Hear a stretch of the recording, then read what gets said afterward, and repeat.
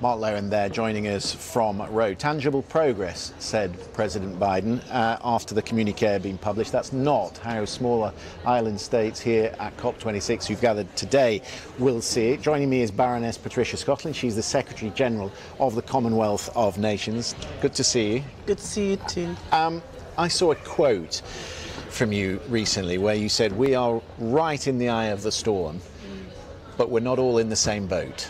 Yeah, I think unfortunately that's true.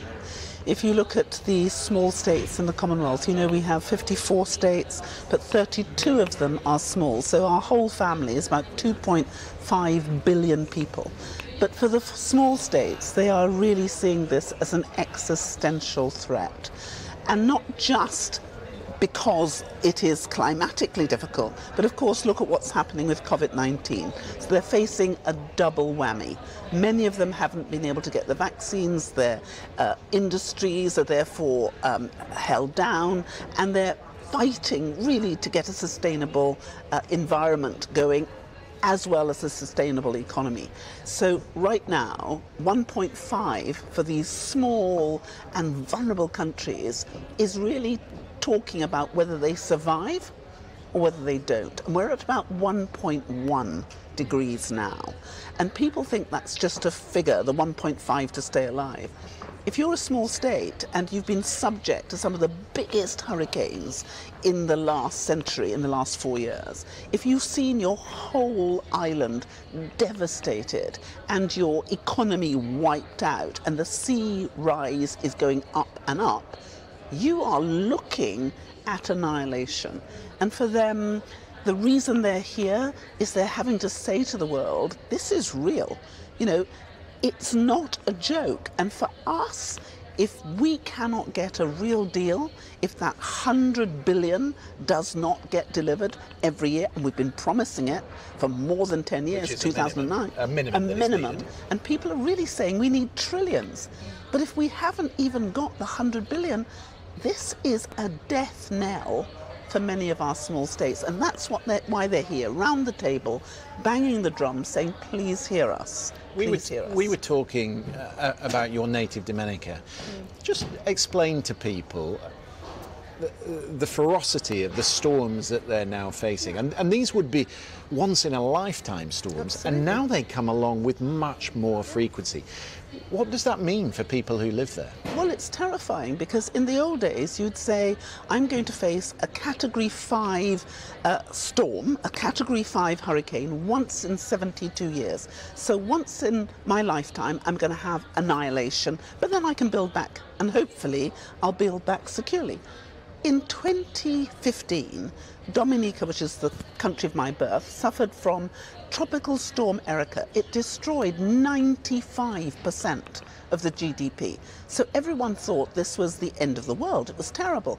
2 years later, not 72 years later, they were hit by the biggest hurricane the world had ever seen at that stage, Hurricane Maria. It took away 226% of their GDP. And when I went to see Dominica, I couldn't recognize it. This is supposed to be the nature island, the most beautiful, green, lush island. It looked like Armageddon. The hurricane had even stripped the bark from the trees. There was no green anywhere.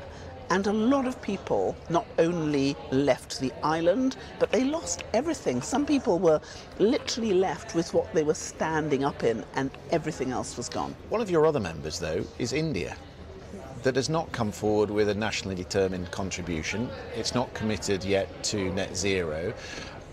And you sit in the same room as a Commonwealth. What do they say to India? But the issue in terms of India will say, we have submitted our first NDCs, but we are now looking at how we upgrade those. Every single country in our Commonwealth, thank God, submitted the first NDCs, and 44 of them have upgraded it.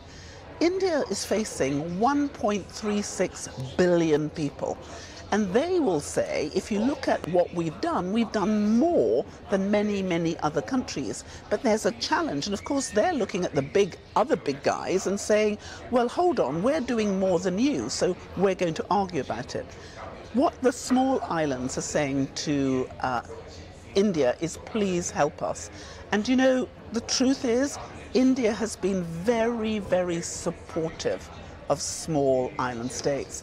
So are we hoping that everybody will come to the table, everybody will listen, everybody will see the reality? Yes, we are.